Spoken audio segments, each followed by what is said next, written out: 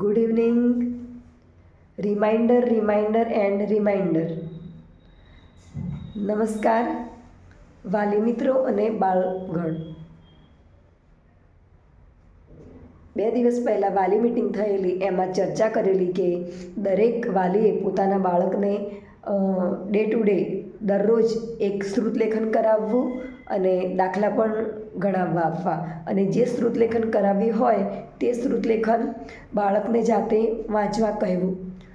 આશા છે કે અમુક વાલીગણે આનું ફોલોઅપ સ્ટાર્ટ કરી દીધું હશે, અને જે વાલીએ આનું ફોલોઅપ સ્ટાર્ટ ન કર્યું હોય, શરૂઆત ના કરી હોય, તો આઈ હોપ કે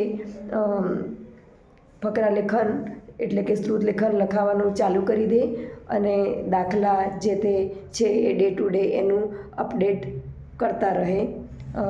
આભાર વાલીગણ. આશા સહ.